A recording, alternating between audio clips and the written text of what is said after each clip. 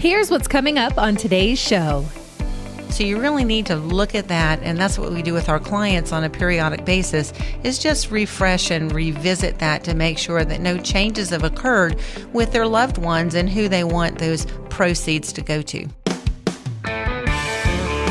Welcome to the How Money Works podcast with Craig and Jennifer Moser of Maestro Wealth Advisors, serving you throughout the Triad of North Carolina for more than 30 years.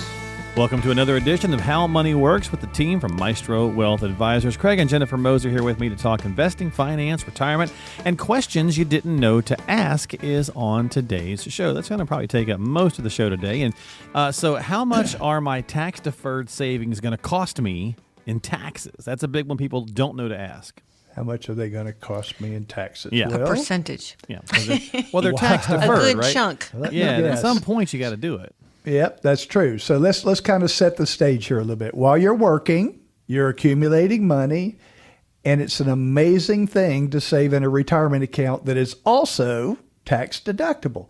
And even to make it a little better, you may also have a company putting in more money in the form of a match. So it's great. Yeah. I don't have to pay taxes on the money that I put in this thing.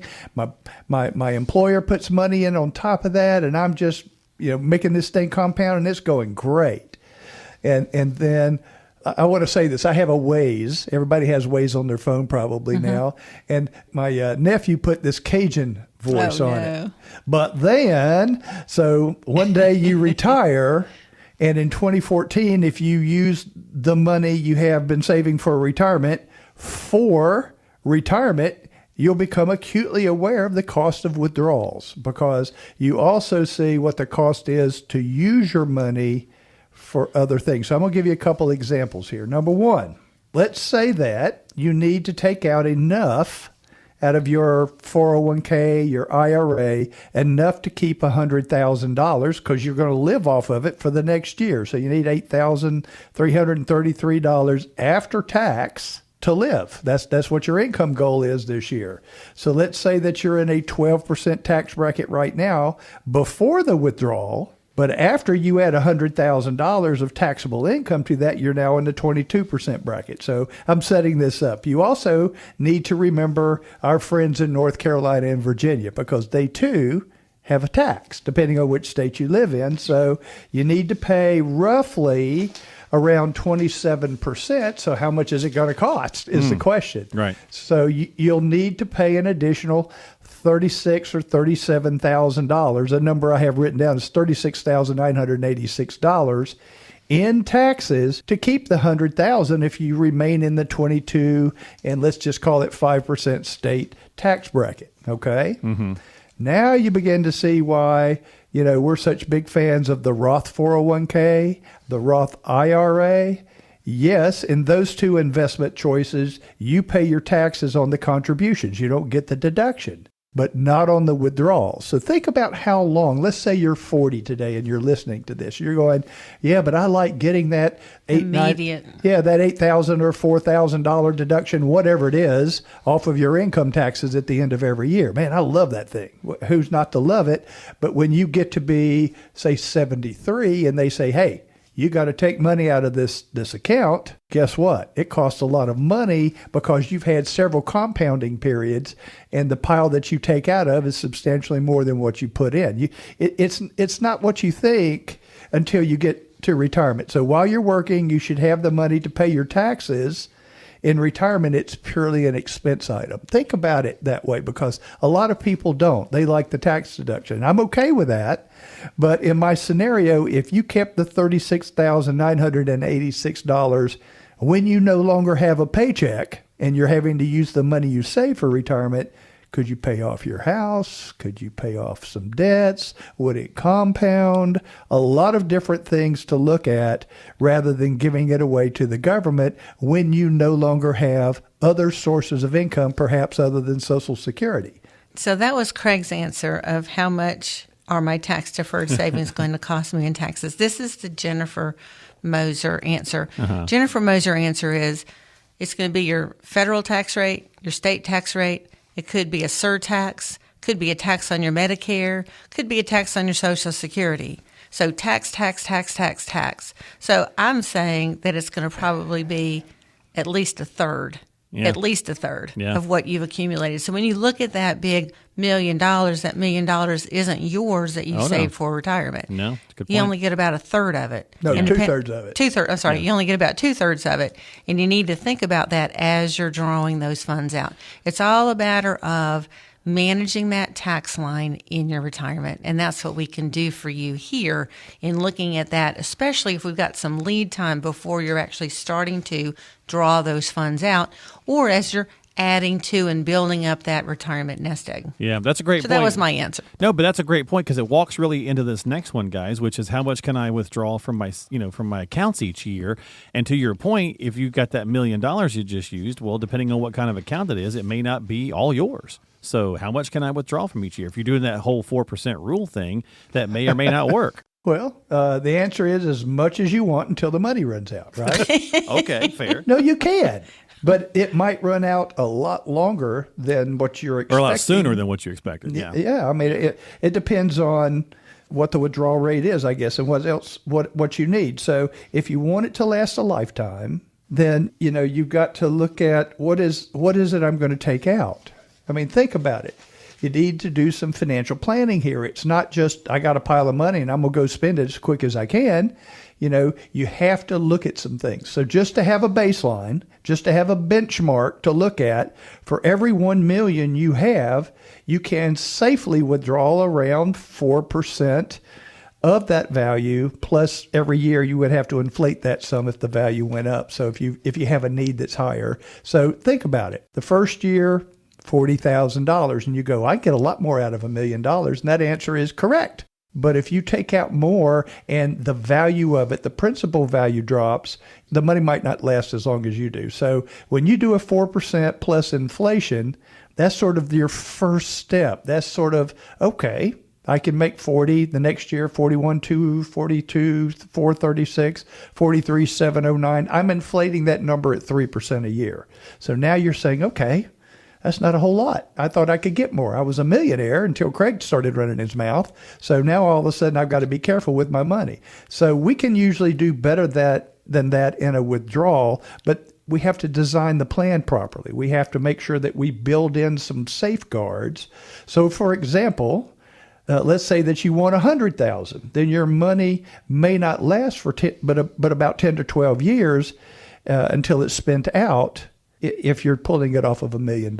Think about it. Think about what I'm saying. There's a safe withdrawal rate, and then if you start hitting this balance harder, then it's a question of how many years before you've exhausted it. And I think this is the hardest part for people, Craig, is when they look at that big, let's say we started with this $1 million nest egg. When they look at that and they look at withdrawing 4%, and it's hard for them because they see this big.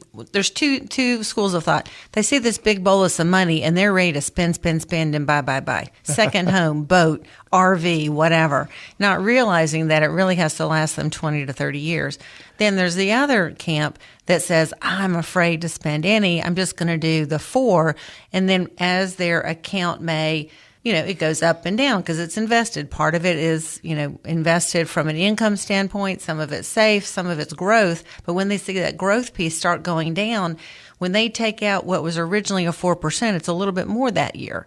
And so then they start getting antsy. That's why it's so crucial to have a plan, and a plan that's built on math, and also one that has gone through some weathering of how the account's going to react in good times and bad, and looking at that really statistically and from a market standpoint. And that's the importance of looking at it and working with a financial advisor and a certified financial planner.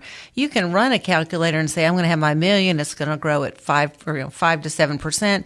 Like clockwork, boom, boom, boom, no down market. I'm going to take 4%. And that looks rosy and peachy and keen.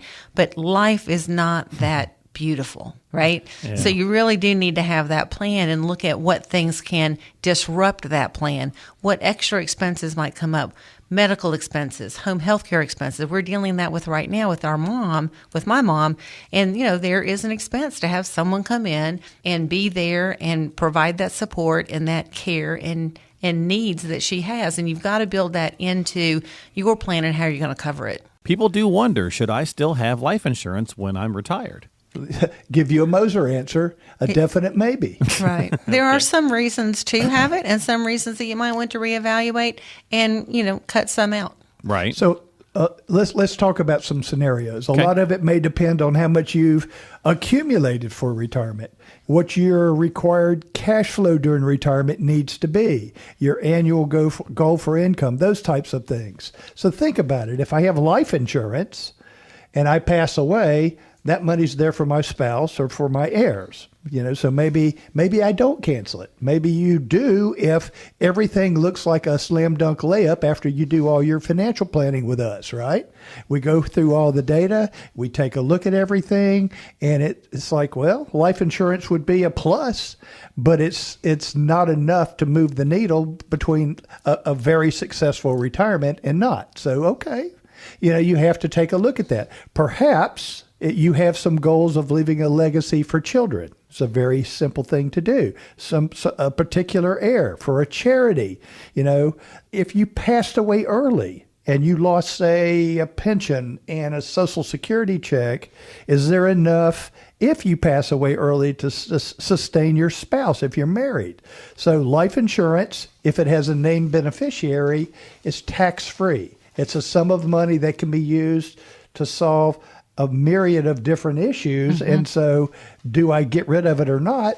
A lot depends on where you are. The other thing is maybe the life insurance gets rid of you, meaning you have a term policy. Let's say it's a term in 20 years. The price doesn't change for 20 years. And then on year 21, the price is so much more that maybe you cancel it. There's things that we can help you to do with that existing policy because you've already been underwritten with that policy to perhaps keep all or some of that policy at a reasonable price for the rest of your life if you need that. So these are things that you can call us about and we can help you to work through, but it's kind of a big question. It's not a straightforward, here's a yes or no answer. It's something that you have to work through. One other thing that we see sometimes, not as much as we used to, is people are retiring with pensions. And let's say you had a spouse that wasn't very healthy or much older than you, and you're going, I've got this pension. If they pass away first, I left a lot on the table if I was going to have enough spread out for the both of us for the same amount. So what you might be able to do is look at, especially if you already have a life insurance policy, look at that policy and say, how many years of that pension would that pay for? And then if it looks like it would make some sense, maybe you can use that life insurance or maybe buying a small amount more on top of it to actually replace the pension income if you were to pass away and you were the pensioner to take care of your spouse. So there's things that you've got to think about and say, how do I maximize all of this that's going to happen to me when I quit work? Another question that you might not know to ask is how often should I check the beneficiaries on my life insurance policy or for your 401k for that matter?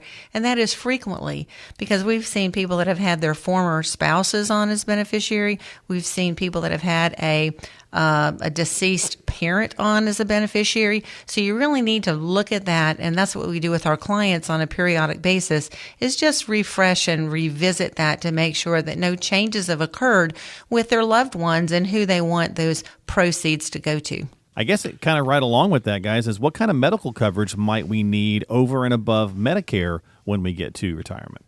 Well, I'll tell you what. One thing I wish I had is I wish everyone had TRICARE. My mother has Medicare and TRICARE, and she does not pay a dime, man. Yeah. It's been great. But Well, she's needed it too. yeah, she has needed it. But and she earned it. I mean, it was part of the federal system. But people underestimate the cost of medical. And medical coverage and costs have increased more than inflation over time. And that's scary. It is scary, and you really don't want to be in a position, I'm kind of going a long way, but you don't want to, I'm getting your mindset. You don't want to be in a position when you are 65, 70, and you've got to decide, do I pay for this test or this service, or can I not afford it? And it really impacts your quality of life and your longevity. And really, it impacts those around you as well, your loved ones, and making sure that you're taken care of. So basically, what kind of medical coverage? First thing I would do, if you are eligible for an HSA, if you have a high deductible medical plan while you're working, sock money away into that HSA. You get an immediate tax deduction. if you let those funds pay for medical expenses and let them perk and grow over time, you can really create a great pool of money that you can then pull from when you are ready for medical expenses in your retirement. There's a study out, I think it's by Fidelity, that medical expenses are going to be $250,000 to $350,000 above your Medicare premium to cover your medical expenses, which is kind of scary. Yeah. That's a lot of money. Over your retirement lifetime. Yeah. So, you've got to have 20 to 30 years to be able to come up with this money and pull those funds. If you've got that HSA that you're pulling from, it is tax-free when you're taking those expenses out. It doesn't impact your line, doesn't impact your tax rate. Thank you so much for checking out the podcast today. If you have any questions about what we've discussed, remember, you can get a complimentary financial review with the team at Maestro Wealth Advisors by calling 336-448-1086 or go online to howmoneyworksradio.com for other great resources and ways to reach the team. You can also check the show notes of today's episode for our contact information as well. And don't forget to subscribe to the podcast on your favorite app so you never miss an episode. We're on Apple Podcasts, Spotify, Google Podcasts, and all the most popular apps. For Craig and Jennifer Moser, I'm Mark Killian. We'll talk to you next time on the How Money Works podcast.